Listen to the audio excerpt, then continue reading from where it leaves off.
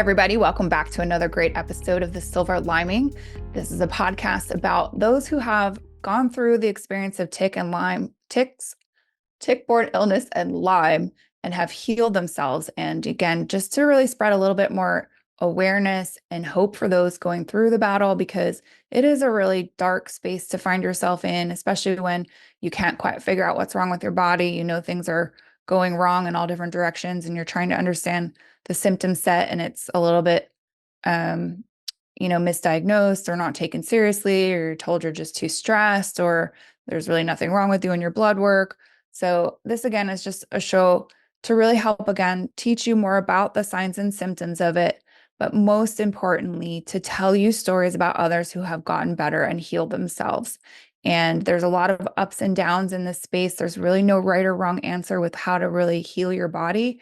It's really figuring out each individual's lock, basically, and unlocking that and figuring out then how to really facilitate true healing on an individual basis. You really need to understand the co-infections, different potential other weaknesses in the body that might be heightened through this kind of exposure to Lyme and tick-borne illness, and really just some other things to consider when you're healing yourself. So I have a really wonderful guest here with me today, Kara Truong. She had reached out to me on social media because she was really excited to share her story. And knowing what I do about her, I'm really excited to do this because she's like me, where she would listen to stories like this to really give herself some perspective, some tackling fuel, as I like to think about it. If you watch The Waterboy, Adam Sandler, you know what I'm talking about. But tackling fuel, something to really help your soul grasp onto the thought that you can get better and that you can heal yourself.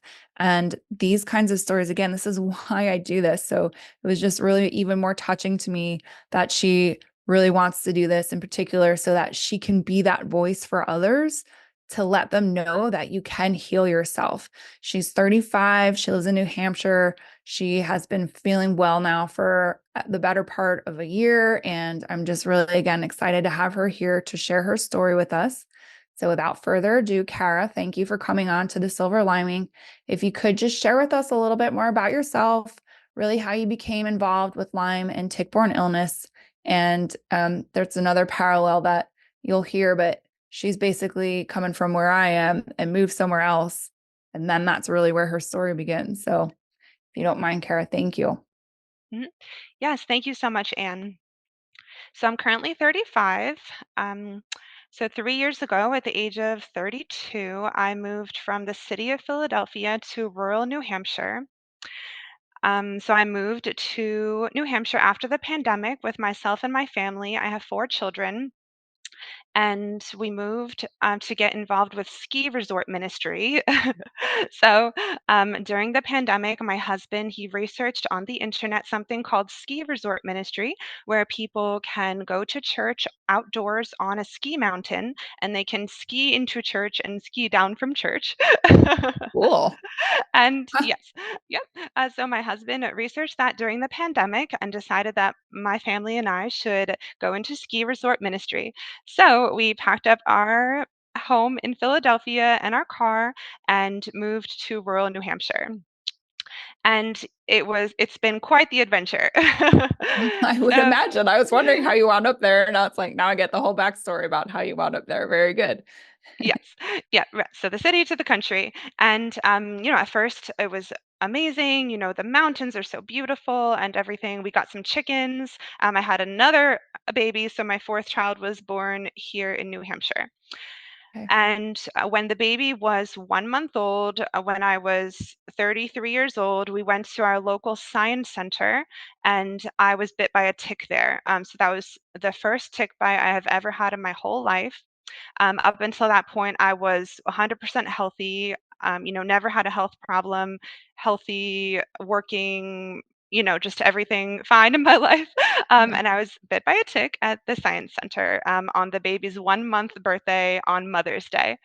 Oof. And so I removed the tick in about 6 hours and I had no bullseye rash. So, according to the information that I had available to me at that time, I thought that I took all the proper steps. I thought, the tick was removed in 24 hours and I kept an eye on it. I had no bullseye rash. I thought I was fine. I had no symptoms. So that was May, and I was fine for a few months. I was fine until August.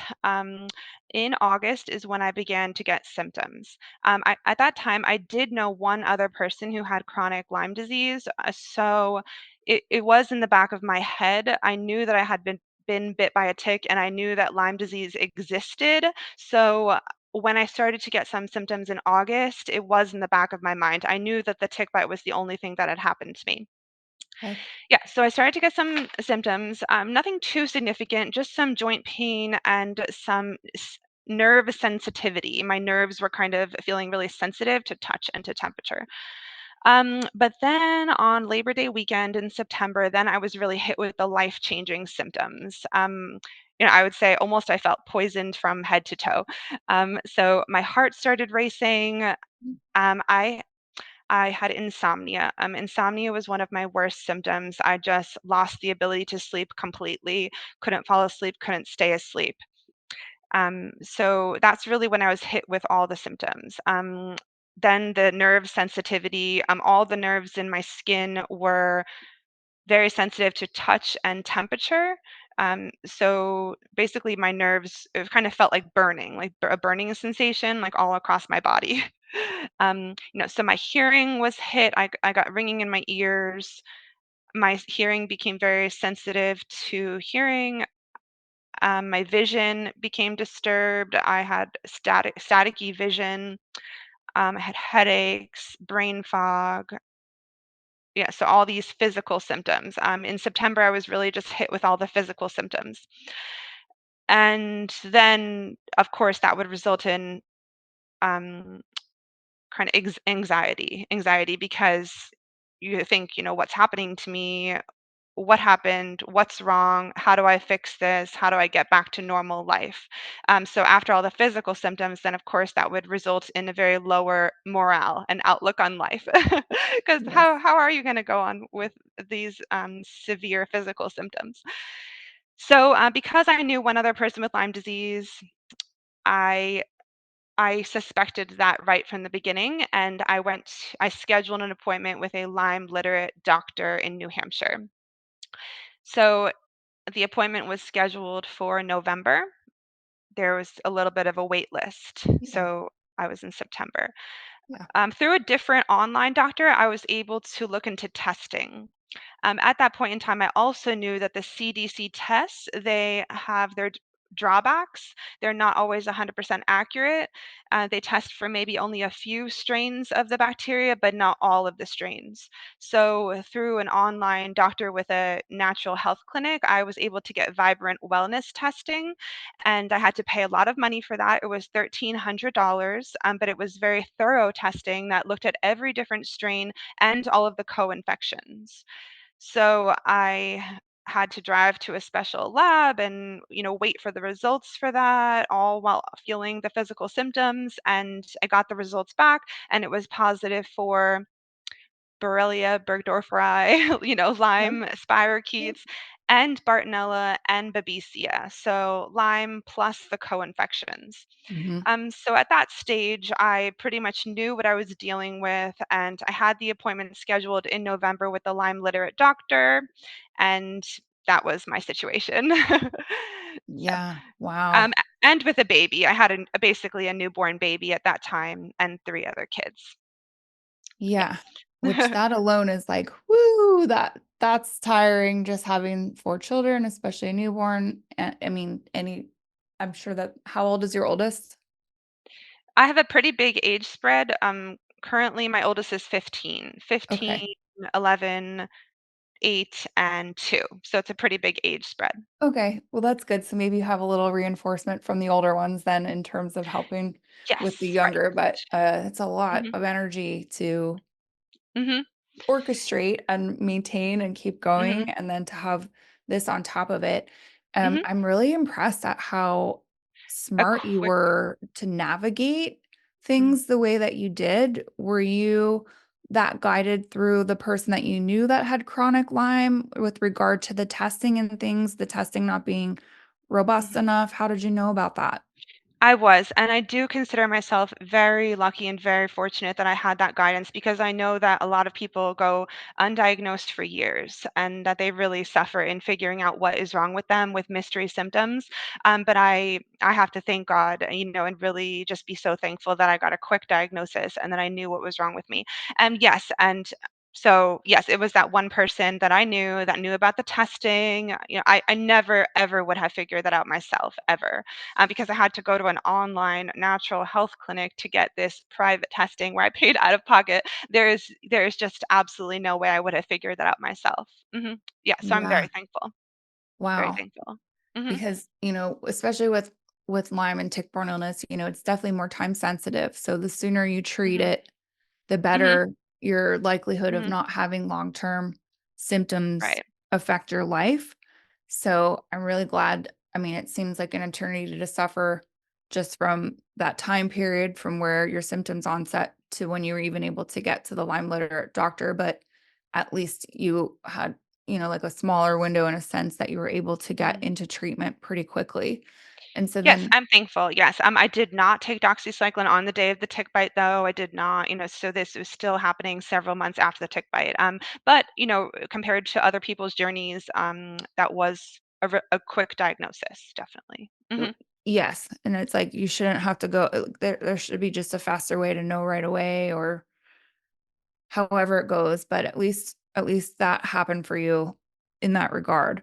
Um, and then Hmm. so once you got your results, what did you do after that moment? Like, was it just like, okay, I've got this, and then I'm gonna take some antibiotics, or did you have Hmm. to do some herbs? How did you really help yourself to get to where you are now, which Hmm. is healthy again? Yes. So in November, I went to the Lyme literate doctor. I was counting down the days until that appointment. And when I got there, he explained all the different treatment methods, antibiotics, herbs, and he explained his preferred treatment method, which is something called Lyme N. Now, it's an experimental product. It is not FDA approved, totally experimental, and it's very expensive. It costs $4,000, and the ingredients are a mystery. They do not tell you what the ingredients are, and it costs $4,000. um, so that's what he said was his primary preferred treatment method. He said that he had treated 180 people with it, and that 12 naturopathic doctors across the US use this treatment. He said it's the only thing that he has ever seen to be curative for chronic Lyme. And of course, I completely didn't believe him, you know. So my family, they said, don't take it. It's snake oil. You know, this is a scam. So I completely decided against that. That's the information that was given to me, and I decided against it. Um, and I put those papers away. um, Okay. and I decided to take antibiotics and herbs because that was, based on all my furious internet research, that is what I thought I should do. So in December, I started taking antibiotics and herbs. I took doxycycline plus a whole cocktail of different herbs. And I had to stop breastfeeding. I was forced, like, to stop breastfeeding, over, 4 days or something right before I started the doxycycline, and that was one of the, worst experiences of my whole life. So, Oh, oh, I'm sorry. I'm sorry.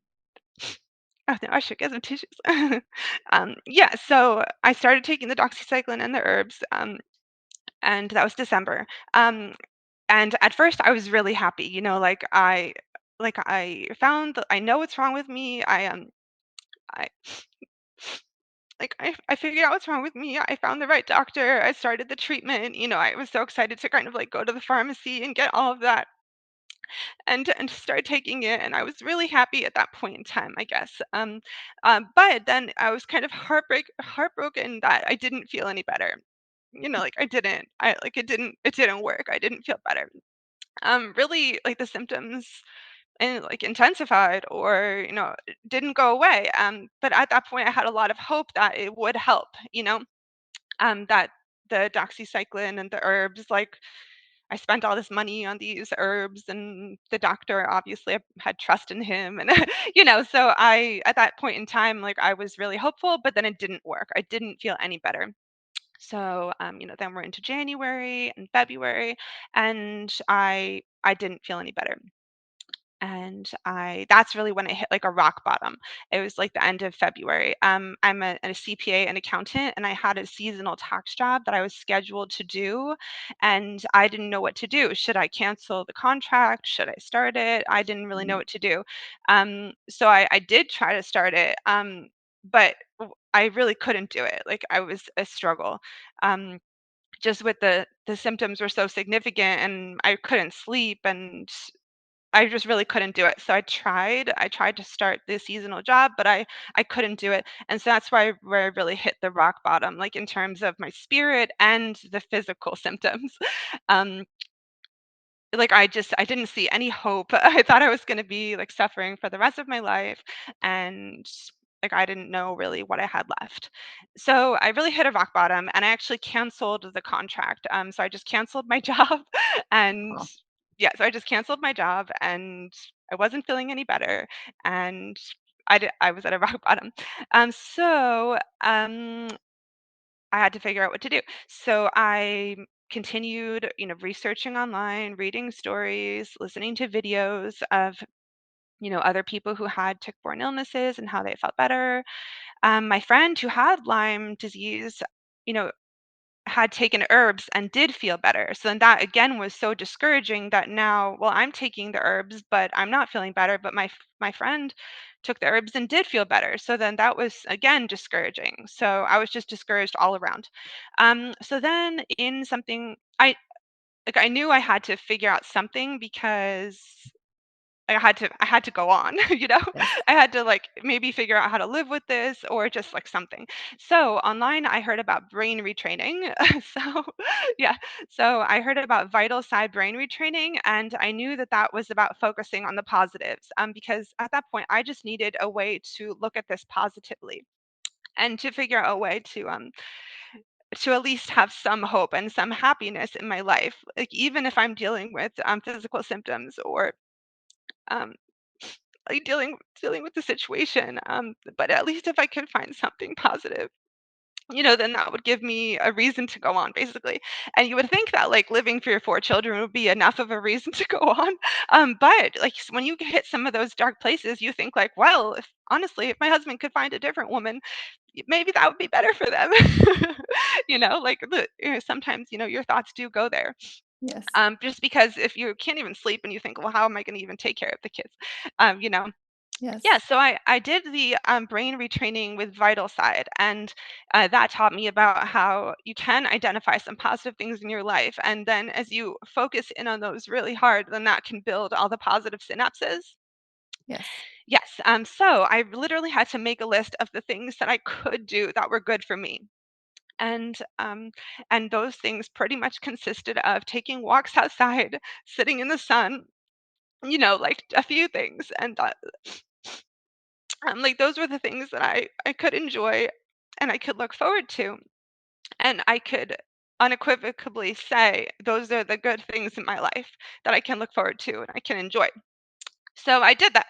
So I quit my job, and I literally took walks around my block, and I would sit in the sun, and, I would really try to say, like, "I'm thankful for this, like, I'm thankful that I am enjoying the sun and that it feels nice and I can feel the warmth, and, like, this is making me happy." And, like, I enjoy the walk around the block. Oh, I sitting by the river. Like, I enjoy sitting by the river, and that makes me happy, and I like the sound of the river. So I really enjoyed those things, and they were positive for me. So that was good. That was a turning point. So that was March and April. So even though I was still experiencing physical symptoms, my spirit was better. You know, I was more positive, and I was finding a reason to go on, basically. Also, I began meeting with a pastor's wife in my area, and she taught me about doing a daily quiet time with God. So I would do that intentionally every day, where I would journal prayers and I would pray, and that again was very positive for me. I kind of felt like I was like releasing all of my thoughts to God, Right. like all of my concerns, all of my problems. I was putting it in God's hands essentially. Yes. Yes. So I did that. And then in June, I tried the carnivore diet. um, yes, so I tried the carnivore diet. Again, wow, I researched online. This carnivore diet, it can have so many amazing health benefits for people with tick-borne illnesses. Um, Michaela Peterson, Jordan Peterson, they'd have a great experience with that.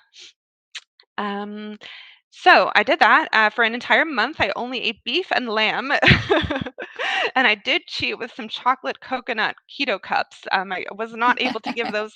I was not able to give those up, even though I tried. They're so good. Yes. So I did the carnivore diet for a month, and I did experience two improvements during that time.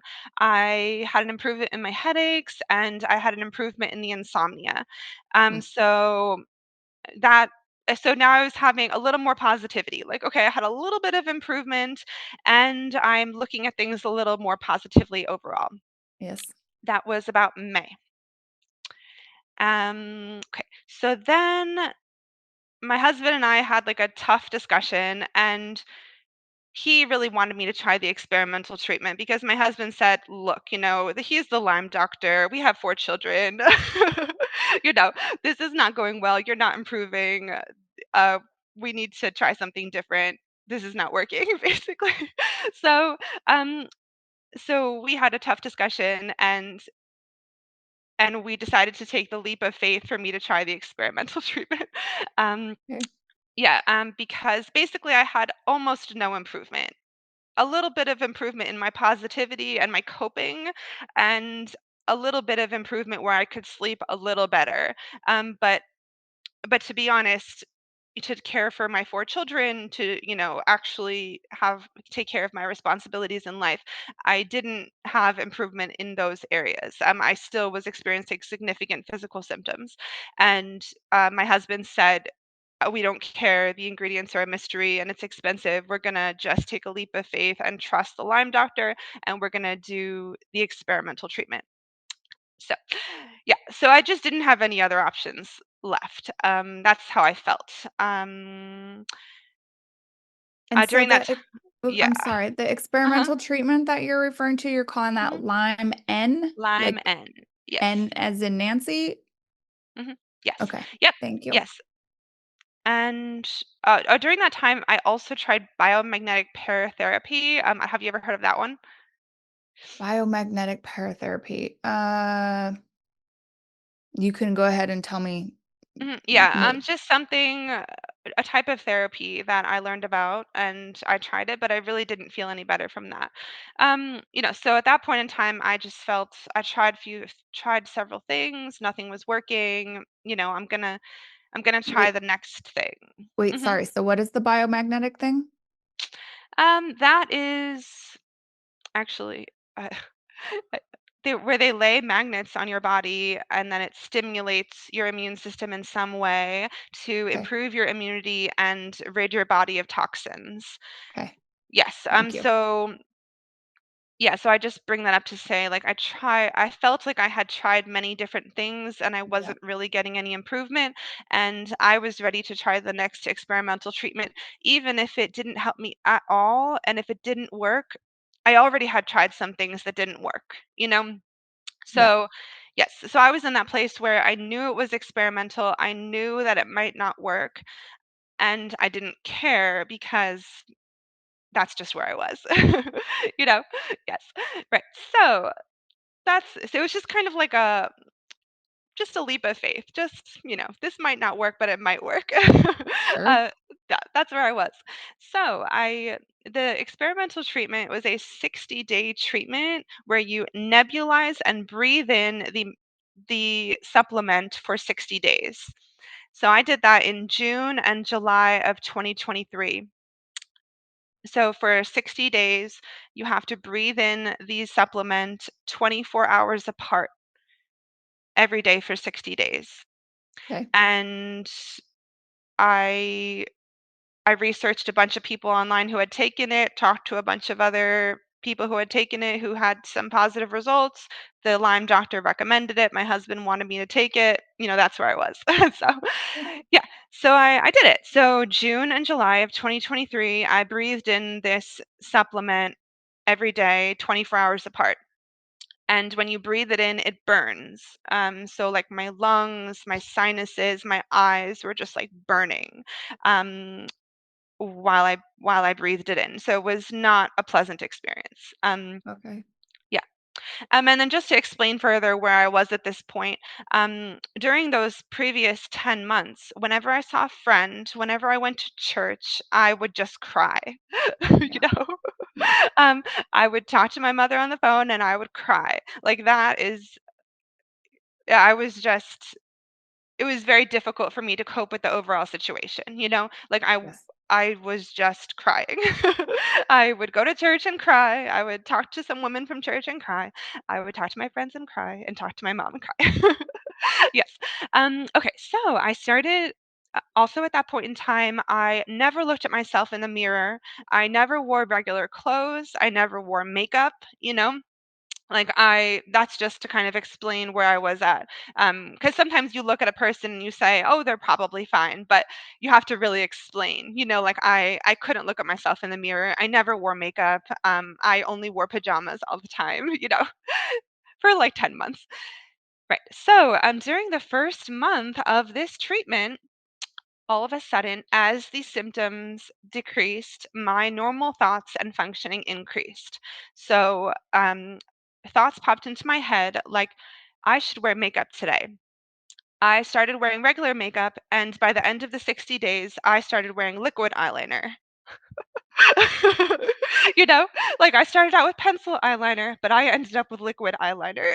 Yeah. Yes, and I thoughts popped into my mind like I should go shopping for some summer dresses. Um, you know, I have a friend in Ireland. I should call my friend and schedule a trip to go visit her in Ireland. Oh, Um, yeah, there's a local musician around where I live, like a female country singer, and I thought, "Oh, I see that she's playing at this restaurant on Friday. I should text my friends and invite them to go, to see her on Friday." So normal thoughts, which spontaneously came back to my brain during that time. yeah. you know, um, so like I definitely knew something was happening, and every time I noticed a positive shift like that, then I definitely captured it. I knew. Like, why am I in a store shopping for summer dresses? Like this is good, right? Fantastic. Yes. Yeah, and like when I was sitting at the show seeing the female country singer eating at a restaurant, I thought this is good. This is good. This is very good. This is very good. Like this has not happened in a long time and this is good. Um and then I was getting more confidence in the treatment. Like, I think something must be happening, you know? Yes. So that was really good. And I took that for 60 days. And speaking about the physical symptoms, like the skin burning, which was one of my worst symptoms, completely went away. It just disappeared during those 60 days. I have never felt that again. The skin sensitivity, the nerve sensitivity, and the skin burning, which was one of my worst symptoms, I have never felt that again since those 60 days. Oh, thank God. Insomnia, it went away during that time. I used to have to, drink sleepy tea and breathe in lavender essential oils and, meditate before I went to bed in order to hope to sleep that night. Um, and I would record every morning, when did I finally fall asleep? How many hours was I able to sleep? And I had to record that in a calendar every morning. I just all of a sudden um, threw that calendar away, like I Yeah. didn't even have to think about that anymore because I was able to fall asleep and I was able to sleep. Wonderful. So a lot of physical symptoms went away during that time.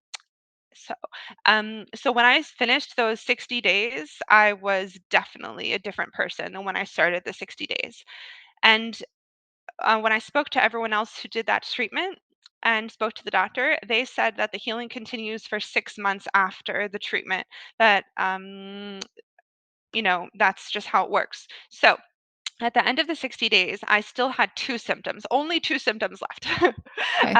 Yeah, so I had a headache, constant headache, constant headache, and ringing in my ears. So even though I had made significant improvements, I was still actually in a place of suffering, Yep. you know, Yep. because I had a constant headache. So I continued to have the constant headache from the end of the 60 days, which was July 30th, 2013, until February 2024. Okay. You know, so during that period of time, I knew I had made significant improvements and I was very happy for that, but I was still suffering. So Yeah. then when the headache went away in February 2024, that's really when everything changed. Um, I used to record again in a calendar. How did my head feel? How many times did I have to take ibuprofen? You know, I would record my headaches in the calendar. And then all of a sudden in February, time passed and I never took ibuprofen. I stopped thinking about it. I threw that calendar away? Right. Yes, and that was really just about 6 months after that treatment. So then, of course, you never believe anyone when they tell you like, "Oh, 6 months after the treatment is when you finally feel better." You never believe them. I thought, "Sure, that happened to you, but I don't really believe you, and I don't think that would happen to me." But then when that happened to me, then I thought, "Wow, 6 months after the treatment, I felt better." You That's know? pretty awesome. Yes. Yeah, so then all of a sudden, as of February 2024, I could plan for the future. I could feel excited about things in the future. I could pretty much live my life in as ordinary of a manner as possible. And so the only symptom left is I have some ringing in my ears. The literature for the treatment did say that sometimes that's a lasting effect. And I talked to some people in my family, some other people in my family have this ringing in the ears. Okay. And so then I only have one symptom left, but I'm in a really good place of being able to cope with that last symptom. Like I listen to a lot of music and I listen to some southern crickets at night while I'm sleeping, and it doesn't really bother me, I would say, anymore. So I understand that might be a lasting effect of everything I went through, but I'm in a place where I can say I have made dramatic improvements. Obviously, some very severe and life-altering symptoms have gone away. And if I just have to like listen to some extra music now for the rest of my life, it's going to be fine. Like I'm Yes. still happy and I can look forward to things and make plans and, I can like function again and take care of Yes. my children. And those are all components of a normal life. And I'm very thankful for that, basically. Mhm. Yeah. Yeah. That's Yes. fantastic. And I Mhm. would wonder too, like the longer that Mhm. you go with like the lessened loads of toxin in your body, like hopefully ultimately that will resolve itself, that ringing Mhm. in your ears, just, Hopefully. Yeah. because you were very, very sick. Mhm. And it sometimes just takes the body a little bit of time yet to recalibrate itself. But Mhm. I'm so Yeah. glad that you had that guidance that you did, that you had that support that you did to get Mhm. through that, and that you were able to find this. Honestly, you're the first person I've interviewed that I've heard talk about Lyme N. Mhm. So Okay. that's why I wanted to make sure that I heard that correctly. And for those Mhm. listening, if that's something of interest to explore, I imagine you just did some research online that you found for Lyme N. It was recommended by the naturopathic doctor in New Hampshire. I did not discover that myself. It was yeah.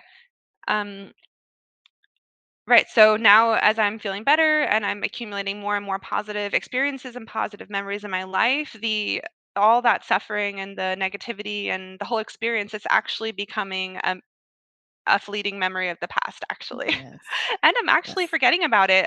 Sometimes, as I was thinking about sharing the story and, um, trying to recall every little aspect of the journey, I'm thinking, wow, the whole insomnia episode, actually, I don't remember it that much anymore. Whereas for a long time, that was the overpowering thing in my life that I was struggling with, and now it is becoming a fleeting memory of the past, you know? So that's really amazing.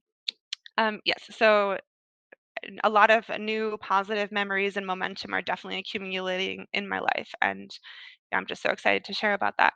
But yeah, so to talk specifically about the Lyme, so that's not something that I randomly researched online. That was what was recommended by the Lyme doctor, Lyme literate naturopathic doctor in New Hampshire.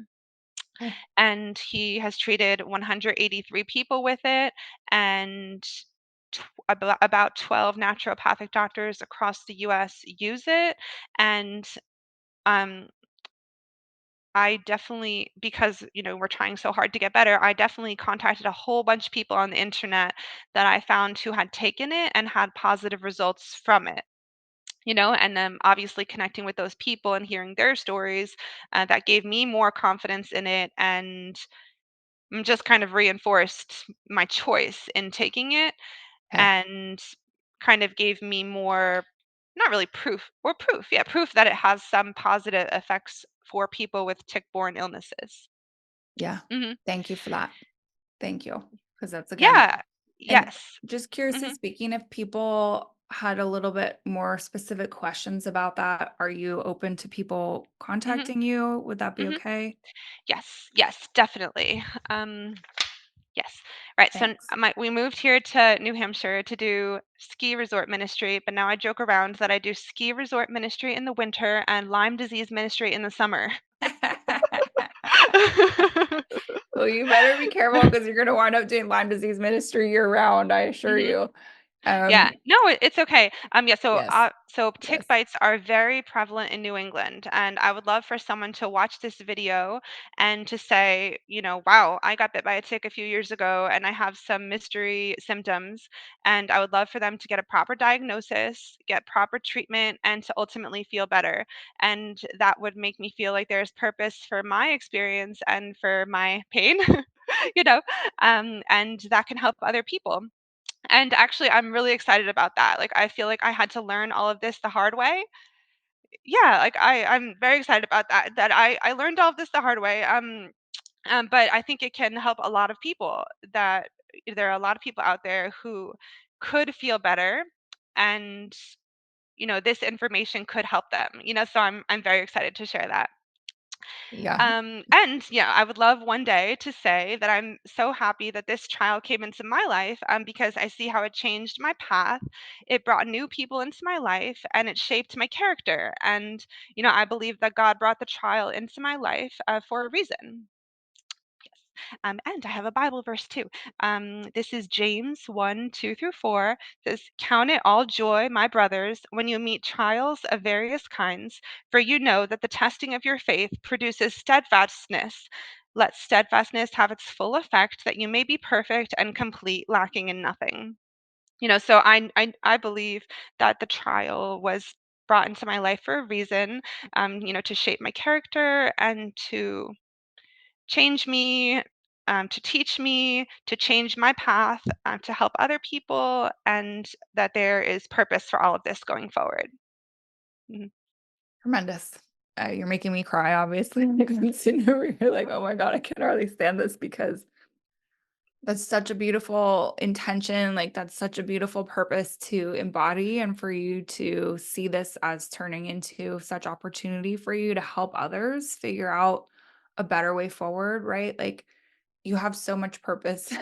You already had so much purpose, but like I just applaud your benevolence and your good nature in your request for, at least if I've gone through this trial, like at least let other people benefit from what I've gone through and let other people find some inspiration, some joy, some comfort, some peace, some insight, some game-changing intel from you through your experience. Mhm. I applaud that tremendously. Thank you, Kara, for being such a good person. Like, that just No, praise the Lord. Yeah, no, I don't. I cannot take any. I can't take any credit for it at all. It's just what happened. It's just it feels like the necessary situation. This is what happened to me. This is how it can help other people. And it just makes, even selfishly, it makes me feel better. If I can see other people benefit from this information, then that helps me feel happier and makes me feel better too. That's right. Yeah. Yes. That's I have right. one other example of how this brought something else good into my life. Please. Yes. Thank Yeah. you. So during my 60 days of my treatment, you know, while I was focusing on my long walks and my sitting in the sun, I actually broke my foot. Oh gosh. Yes. So I literally said, "Wow, God, I was enjoying my long walks and I was focusing on walking. And that was my brain retraining positivity in my life. But God, now you broke my foot, what am I going to do now?" So I had to go back to the drawing board of a piece of paper and identify the things that I could do, the things that I could enjoy, the things that were positive in my life. um, Wow. while I could not walk with 4 children. Oh my So God, Kara. yeah, this Oh this is dear. just what happened. This is just what happened. So I picked. So I thought, you know what? I can still listen to music. So I picked music as the new positive thing in my life, and I decided that I could sing and I could listen to music. And I decided, I literally posted on Facebook, does anyone know if there's karaoke anywhere around here? Um, so I identified from my friends on Facebook that there was karaoke every Tuesday night at the local restaurant near my house. And from that Tuesday on, with my broken foot, me and my friends went to karaoke every single week. I listened to music, I picked songs and practiced them, and I sang those songs at karaoke, and I went with my friends and I built new positive memories, you know? Man, um, Kara. yeah, so um, so during that period of time, that was one of the very good new positive things that I was building into my life. I was having positive experiences. I was going with my friends. I was enjoying the music. I was enjoying singing. Then, of course, I sang in church as well. So then in August, I led the worship at my church, and I literally had my leg in a boot. So my leg in a boot, one of those black boots, and I barely could walk. And I had a broken foot in a boot, and I was leading the worship in my church. And it was one of those moments where it was like, this is all I have left, God. Like I after everything I've been through, Lyme disease and breaking my foot and not being able to walk, but I can still sing, you know? Yes. Yeah. But I can sing, and God, like, I can sing to you. So there I was leading worship in my church, even though that's not even something I ever did before, really. It was just that was all that was left in my life, and that's all I could do. And I decided to do it and enjoy it and be happy while doing it. Mhm.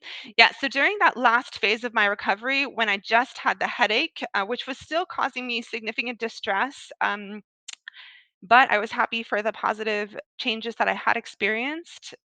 I went to karaoke with my friends every week, and that gave me a lot of positive momentum in my life.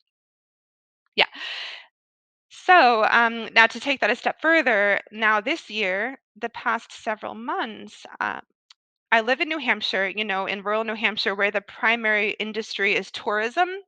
Okay.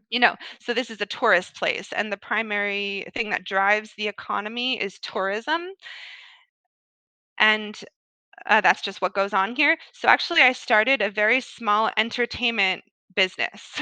Okay. Yes. So I started hosting karaoke now at a different place every Friday night in the town square in a resort town. I host karaoke every Friday night at 8 p.m. Yes. So Way to now, go. right. So now I have re-entered the workforce, no longer as an accountant doing tax returns. I've re-entered the workforce in the tourism and entertainment industry as a karaoke host on Friday nights. I love it. Yeah, yes. So that hits a lot of spots for me. I'm earning money doing it and I enjoy it. I can invite my friends and it just a lot of different things. It satisfies a lot of different needs, and that has been one of the positive things in my life. that has come out of this trial. So it's not the only thing. It's not the only positive thing, because there's several different things, but it's one of the things. Yes. Yeah. I guess then I should talk about my character as well. I would up until age 33, my life had gone pretty smoothly. I had kind of a lot of success, a lot of ease in my life up until age 33, health and good things happening in my career and good things happening in my family, just a lot of happiness and ease up until age 33. So I definitely had some flaws in my character. Where if I saw someone going through a trial or someone in a bad situation, it was very easy for me to say, "Oh, well, they must have done something wrong. There must be a reason why that's happening to them, or why, like I would kind of pass off, I would think those thoughts came very easily to me, you know? Yes. Yeah, oh, well, obviously they must have done this and that's why they're experiencing that. Those thoughts came very easily to me. So I guess I was lacking in empathy or Okay. compassion. That was one of the failures or the drawbacks in my character, probably up until that time. But now, after going through this trial, I am completely different in that area. Now, when I see somebody suffering, going through a hard trial, a hard circumstance, now I say, wow, life is difficult. And, you know, this is difficult that they're experiencing that. But like, what can I do to help them? Pretty much, like how can I pray for them? How can I how can I be something positive in their life in the midst of this difficult situation because life is hard? You know, maybe I can maybe actually now with my new business, pretty much I can like invite them to come to karaoke with me. Yes. Yeah, so I focus a little, yeah, I know. Like I focus a little bit more on fun now than before. Before I was an accountant and mother of four, I didn't really focus on fun that much. I was kind of serious. But now I see how some fun things and happy memories can really provide a positive momentum in someone's life, especially when they're going through hard times. So now if I meet someone, we go to church, we're in a ski resort ministry. Obviously, we meet people going through difficult situations. I could say, "Oh, let's be friends and let's go to a restaurant together and just make some positive memories. Let's go see some live music together. Let's go sing together, and we can create some positive momentum in our life, despite the difficult situations that life is throwing at us at this time." Yes. hmm Yeah, so that is, how my character has been shaped through the trial. Yeah, so basically, I've had new my job has taken a turn. So new work has come into my life, new hobbies have come into my life, my character has been shaped, and then my faith. Obviously, my faith was tested through all of this, because I could have said, oh, I just stopped believing in God altogether, because why would He let this happen to me? Um, that's obviously an option. But I didn't. I didn't do that. I continued to believe in God and my faith and dig down deeper and to think like, okay, like God still exists. Why is he allowing this to happen to me? And how can I grapple with that and reconcile that in my brain? So I had to dig down deep into my faith and choose to continue to believe and figure out, why is this happening to me and why would a good God allow this to happen to me? Yeah, and I did that by, having those daily quiet times and prayer times and reading the Bible, talking with pastors' wives, and leaning on my church community. Yeah. That's awesome because that last point in particular is something I struggled with a lot in the middle was finding God, and I was incredibly mad at God. I was so mad because I felt so ratty and it just kept telling me there was nothing wrong with me. And so I thought he made me broken and defective, and I was questioning him all the time on that decision, like, why did you make me like this? This is such a horrible space to be in. Mhm. But I look back now that I'm healed and it's like, "Oh, thank God." Like, I'm so glad he was there with me because there's no way I would have made it on my own through that. I again always go back to that image of somebody seeing a set of footprints on the beach, and they were, like, mad because they were there all alone. And in fact, it was God's footprints, not their own, and God was carrying them through that difficult time. Mhm. And I think about that a lot, and that's, you know, it's just something that I hope people take more seriously. It's like, God is there with you. There is purpose for this. There is reason for this. It might feel like the worst suffering and the worst sentence ever, but when you get through it and you get to the other side, you can really understand why these things happened. And I love your self-assessment. I mean, I'm blown away just on your own self-assessment and how much this has changed your character and made you a more empathic person, more understanding, more well-rounded, a better developed tool to continue to do God's work. And it's all your suffering is for naught. Like, there is purpose to it, there is reason for it, and I feel like you see it very clearly as to a lot of the reason that this has happened to you. Sometimes people don't ever quite get that clear about it, but, again, for you to see how much development you've gotten out of this trial and this experience that was very challenging, if not taking you right down to the fact that you almost didn't wanna be alive anymore, to be able to come through that and to see again the purpose and the maturity and the clarity that that's given to your life is absolutely amazing. And I'm also just blown away. Like, part where I wanted to cry too is just, if somebody needs inspiration, they really need to listen to your story, because you had really almost nothing to hold on to that was positive except for sunshine and long walks, and then you break your foot, and you really have to figure out a different thing to plug yourself into to feel good about. And when you don't feel well, that's already so hard to find something to to feel good about, but then to have what you actually decided upon was a good fit for that remedy, then it gets taken out. Like, a lot of people probably would have tapped out right there. And the fact that you could find one thing, and for those listening, like, maybe it's super minuscule that you could sing, right? Like, that one thing, that's all you grabbed onto to help to propel yourself forward. I know that you had other things to, like, support Mhm. you, but that you could redirect yourself and still choose to find the good in it and to see something that was positive for you to move forward is absolutely awe-inspiring, and just truly, like, my whole being is just thoroughly impressed with you. Oh. Thoroughly. Oh, wow, you're such a good listener, and thank you for recapping some of those things. I feel kind of understood and heard. So, wow, thank you. Thank you. Yeah. Yes, I think with having the previous experience of knowing what a downward spiral is, once you know what a downward spiral is, then you have to prevent that from happening again. So, once I broke my foot, then I knew quickly this could become another downward spiral, or I can put into action everything I learned with the brain retraining again and to find something different. Yes. So, Yes, yeah, which is yeah, wow, amazing.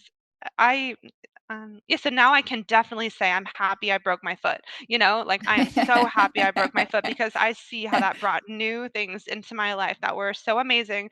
I never would have landed there if I did not break my foot, and I am getting closer. So, obviously, one day I would love to be as passionate in saying that I'm so happy that I got the Lyme disease. Like, I'm not quite there yet as passionately as I can say I'm happy I broke my foot, Yeah, but I'm getting closer, like, as, yeah, all these new positive things are built into my life, I would love one day to say, "I am so happy that I got the Lyme disease because that changed my life in ways that, I never could have landed there if that did not happen to me." that's right. So, That's right, and that's what, yeah. you give yourself, again, even 6 months from today, Mhm. and you'll see that part, I think, a lot differently. Like, before we started recording, we were talking about that a little bit, and just, perspective changes over time. And as you get stronger, as you heal more, as you repair and you keep building that up inside of you, like, that Mhm. whole perspective will shift and you'll look back at that completely differently. Um, I feel that you're already there, but it's like you ultimately will be just as grateful, I think, in the end, because it's pointed you in a new direction. It's opened new pathways for you to move forward.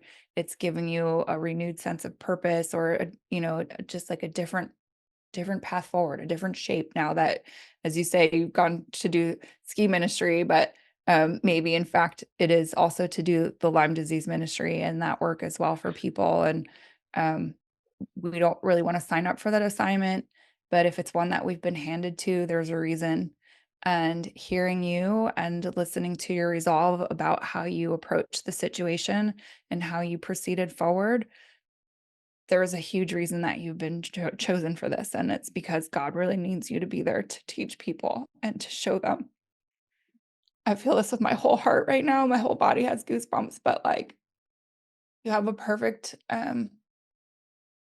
character, perfect skill set, perfect everything to be a resource for people to reach out to, for them to not feel so alone, for them to understand that it's scary and you can still move forward in a positive aspect, in a positive way. And I'm very grateful to hear your story. I'm humbled by you. I am really honored and like I'm excited for those that are going to hear your words that will be touched by you in all the right ways to have the strength to continue to move forward. Oh, thank you. That's so sweet. Um, and just because you're talking about me doing God's work, I just want to like say that I'm not perfect, like I still face temptations and I have to like remain vigilant and even some of the perspectives that I have, I've only developed this from talking regularly to like pastors' wives and people at my church, people in my small group Bible study, I have to remain vigilant to have some of these right perspectives. And, I'm not saying that I'm like here doing God's work because I feel like that's a little bit too too much. Okay, So I'm like a normal person and that's I face fine. like I face all the normal temptations that people face.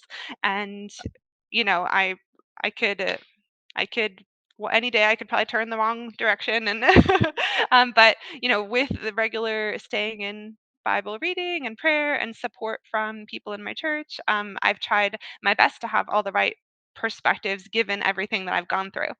Yes, I appreciate you So qualifying that, but yes, ultimately we are human and we will have the normal human temptations and the things that we have to focus on as a human, but um we have the power to make choices, right? We have ultimately we can make those decisions inside self and they're not easy. And you're doing a fantastic job in my opinion of making good choices for yourself to just continue to go down the path of healing. And Mhm, that takes a lot of strength and a lot of character to be able to do that. And sometimes people get lost and they never really resurface, or they're not strong enough to be able to have such deep convictions that that's like, that's where I need to put my beliefs and that's where I need to be a- assured of myself. And, you've done a great job at that. So mhm, just take that for what it is, and that you've done a lot of hard work, you've done a lot of research, you've done a lot of questioning, you've done a lot of introspection. It sounds like you've again connected to others, you've asked for help, you've let people see you in your vulnerability, in your vulnerable state. And that's those are some of the beautiful things about being human too, right? mhm, We can make choice. We have the choice to do what you're doing, or to maybe not do such beneficial things for ourselves. mhm, And even when it was incredibly hard to make a choice of focusing on positive, again, when your foot's broken and you're like, oh my gosh, now what do I have to really hold on to? Like, you still found the strength to choose to go in that direction. And that's huge. That's Aw, huge. thank you. Thank Yeah. you. And Yeah. I just never want to feel like anything that anyone or me goes through is a waste of time. Yeah. I have one really great friend back in Philadelphia. Her name is Jessica, and she just, I've said to her, so I worked in public accounting for 10 years and then I quit because we moved to New Hampshire to do ski resort ministry. And it's tempting to say, oh, like, well, why did I even put all that time and effort into that? That was a waste of time. But then my friend Jessica, she says, no, no, no, God will use that, right? Whatever you learned, whatever you did, the people you met, whatever happened during that time, like God will use that. So now with the Lyme disease, was that a waste of time of my life that time going through that? No, God will use it. So, That's right. yes. That's right. That's Yeah, a really so great way. Mhm. I always think back to my friend telling me that. Yeah, and then just here in New Hampshire, everyone is so different. There's people who move from the cities, and there's, the people from the local people from the country or the tourists, and everyone is so different, coming from different perspectives and different experiences. But there's a reason for all of that, and when it comes together, it's beautiful, and there's a purpose for it all. So I That's right. just, That's right. It's all preparing you for the next step, hmm and nothing is wasted. All is for better preparation moving forward. That's hmm kind of how I think about it. And it's funny when you get to a certain point and you're like, aha, so that's why that was like that, and it's like, oh, I don't know if hmm everybody, if all of those things will all of a sudden make sense, but at some point in time, some of it really does click into place and you're like, I get it now. I totally get it now. I'm hmm so grateful. And nothing is ever wasted for sure. For hmm sure. Yeah, yes, I agree with that. Like nothing is ever wasted. And there were definitely times during this journey that I thought that I might be suffering like that for the rest of my life. You know what I mean? So I Yes. also had to grapple with that. So then that had to reinforce all of my thoughts about eternity again. So like what is my faith in? What do I believe happens after death? What is my belief about eternity? Can I get all that in order? Again, I had to grapple with all of that and think seriously about it. What do I believe? Why do I believe it? Because I might be suffering for the rest of my life, and I have to. Then what am I going to look forward to? Look forward to heaven, and what does that mean to me? So I had to grapple with a lot of different things, a lot of different hard things. Mhm. Yes. Yes. Mhm. And Mhm. that's not for the weak, that's for sure. Mhm.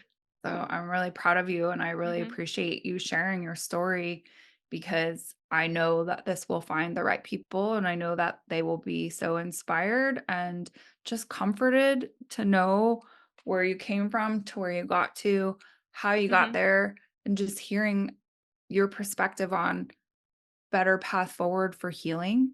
I think it's awesome. And I'm really, again, grateful to be able to share your story because all of these stories are so inspirational, but yours in particular really hit me just that you grabbed on again to like the most minute thing in a sense. And now look at what that's developing into. And it also can just teach us like, even if maybe you're not sick and you're kind of struggling with feeling stuck or um, maybe sedentary in life, pick one thing that you can be really grateful for that you can do and see what happens when you focus and you put your energy into something like that and watch it bloom and blossom and turn into Mhm. something completely different because Mhm. I know many times people are looking for maybe a little clearer purpose or something. And sometimes it is just a matter of manifesting that energy a little bit differently and focusing from the negative to the positive and shifting mind and going into that direction instead.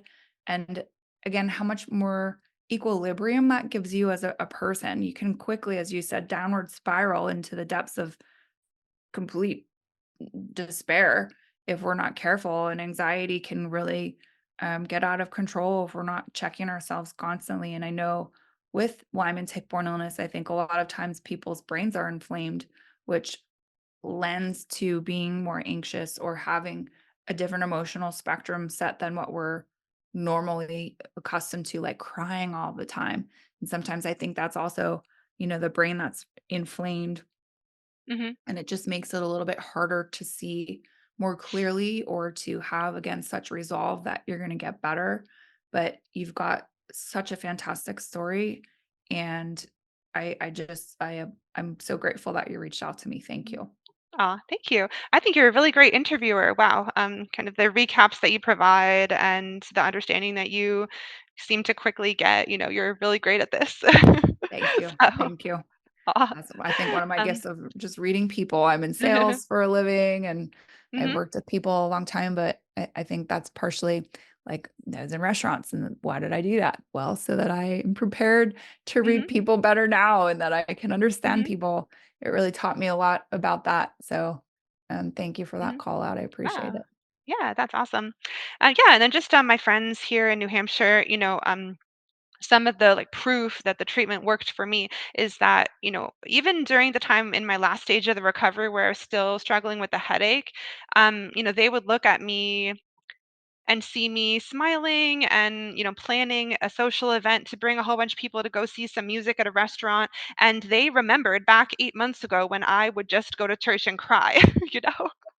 So Yeah. in their eyes, like in the eyes of all the people around me, my friends and the people at my church, they saw me go through this transformation where I literally would just cry at church week after week after week, to here I am wearing normal clothes, smiling, planning a social event. So in their eyes, I made a dramatic recovery, even when I was still struggling with the last few symptoms.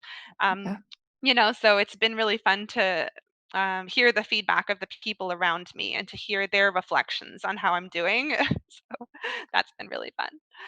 Um, yeah, and I then bet. I guess in closing, I would also love to refer people to a woman that I met named Jeannie. Jeannie is actually the first patient of this Lyme N Okay. supplement. Yeah, so it was created for her, and she has done podcasts too. Huh. So herself and her children were all struggling with Lyme disease. They were like really, really suffering and struggling, and somehow they came across this supplement. I could let her share the story, but they all made full recoveries after taking this. And I believe it was somewhat created for them. And Jeannie is really nice in connecting with anybody on the phone and sharing her story and encouraging them and obviously recommending the supplement. So um, I can only share my story, but then if people hear the stories of the other people who made successful recoveries that I connected with on the internet, or hear the story of this woman, Jeannie, it's just all more positive information. That's And right. at the end of the day, I would recommend, this supplement that I took because it really turned things around for me and then brought me to where I am today. So, I really think that that is what turned the corner for me. And obviously, I would recommend it to other people. So, Thank you. I yeah, and I'm appreciate that happy. I'm very so happy much. to be able to share that. So, Yeah. hmm Yeah. Because hmm again, that's the first time I've heard of it. I've been in the space for quite some time. And since I've been well, maybe I'm not seeking so many treatment hmm options anymore that I never came hmm across it, but I'm really glad to become acquainted with it. And hmm I would probably be tempted to reach out to Jeannie myself to see if she'll be on the show. So thank you for that. hmm Yeah, And and, um, some of the information online is pretty bad about this, supplement, because it's kind of pricey. There's definitely comments online where it says like, "Oh, that's just, like, nothing, it's kind of expensive, and it's just another one of those treatments that people will try." So definitely you'll find some negative information out there on it, so sure, as mhm, with, I mean, as with everything. And I think ultimately, maybe again, it is just figuring out the right lock for each person's combination. Um, but knowing about these kinds of things, there's no general consensus as to what works and what doesn't. So it's yeah, mhm, we're left to be our own advocate. We're left to be our own research assistant to figure out things to consider, to try as options. And you know, mhm, this sounds very promising. I think in the grand scheme of life, $4,000 really is not that expensive when we consider how much people spend on Lyme treatment. I mean, I can tell you I spent hundreds of thousands of dollars trying to figure mhm. out with what was happening to Really? Oh my myself, right? goodness. Wow. I And probably spent, I would say, less than $10,000 overall.